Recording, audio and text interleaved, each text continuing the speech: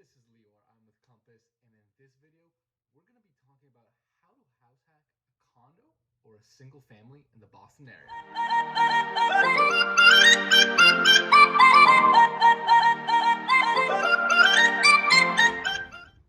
What's going on, everyone? My name is Lior, I'm with Compass out of Boston, and in this video, we're going to be talking about how to house hack a condo or a single family around the Boston area. Now, before we get into it, as always, two quick things. Number one, if you haven't already subscribed to my channel, please subscribe below. Click the button right below. I put out tons of new videos every single week about tips on buying, selling, investing, community highlights, neighborhood overviews, everything you can think about. We do it on this channel, so give me a subscribe below. And number two, if you are even thinking about buying, selling, leasing, investing, or doing anything with real estate, give me a call, shoot me an email, whatever pleases you. Taylor and I work 24/7 for you guys, so hit us up and we'll get you guys going. So let's get into today's content, which is how do you house hack a condo or single family? And first, let's quickly define, for those of you who don't know what house hacking means. Basically, you're gonna be looking to buy a condo or single family and then rent out another bedroom, right, to essentially supplement your income so that you can help pay the mortgage. Now, a lot of people think about house hacking multifamily, right, which is a similar concept where you would buy, say, a 2 or 3 family, live in one unit and rent out the other unit or two to essentially supplement your income again to pay the mortgage. Now, if for whatever reason you prefer to live in a condo or a single family, or if, based on your financials, Boston's a really expensive market, right? If you simply just don't want to push that price point to buy a 2 or 3 family, then a condo or single family is still a good alternative, and you can still house hack, right? So basically the way you would do it is you would buy a 2 or a 3 bedroom unit or home, and then you would basically lease out the other bedroom or two, right?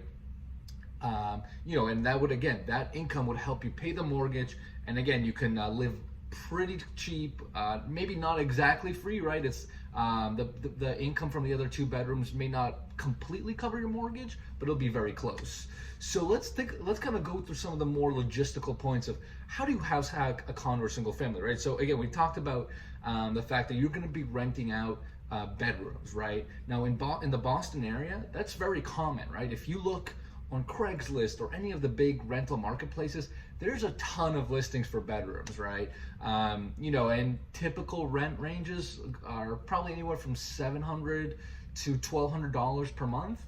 Again, depending on the area, if you're gonna go a little bit out of the city, you're probably looking around $700. If you're gonna go into the city, say like South Boston, Charlestown, the South End, or whatever it may be, there you can get $1,200, $1,300, $400, maybe even $1,400, depending if it's a really nice area and a really nice unit. And again, that's really good income.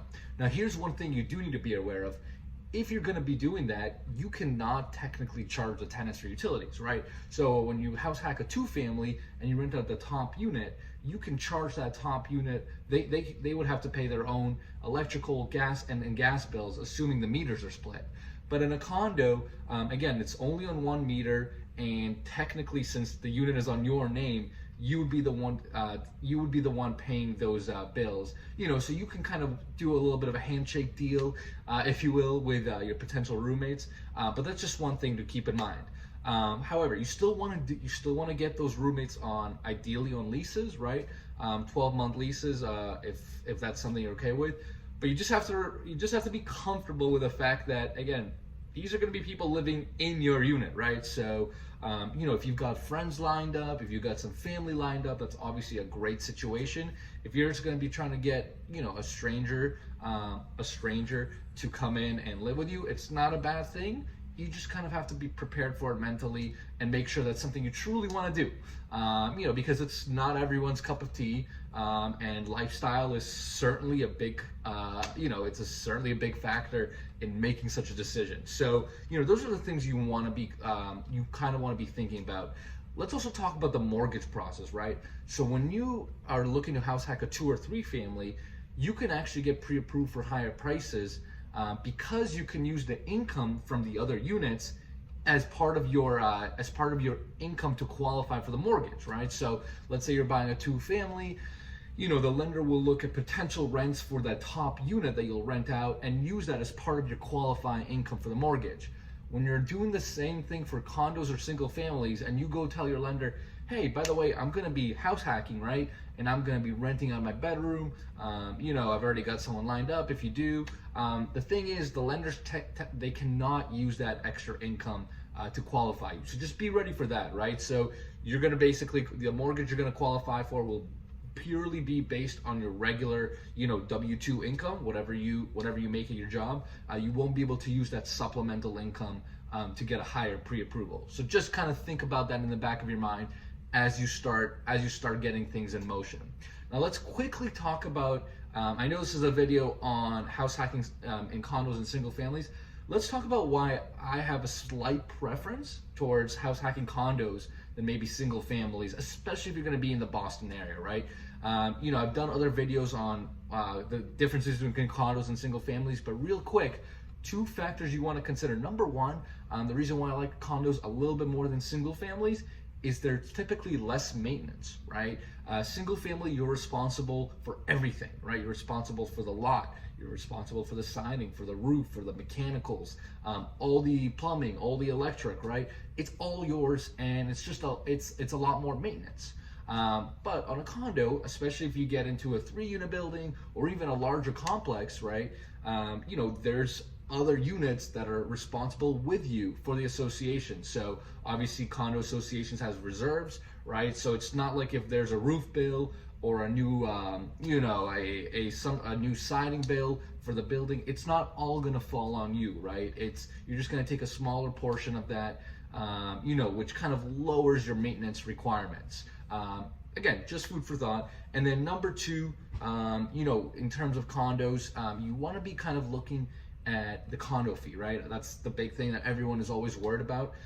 You can still find very reasonable condo fees in the Boston market. You just kind of have to be strategic about the buildings you look at. So there's plenty of buildings, plenty of condo associations where you can find condo fees starting at $150 up to say $250, $300, which is very reasonable. If you look at the bigger complexes, right, with more amenities, especially as you go down further into the city, you're going to start to get higher and higher condo fees. So you just want to be on the lookout that you're not paying an extraordinary high condo fee, because again, that's obviously going to be another payment that you're going to have to make, which will null out any potential income you make, right?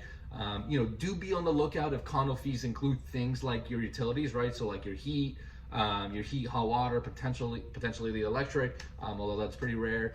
So if they include some utilities, it's obviously beneficial for you, right? Because you don't have to pay those as separate bills.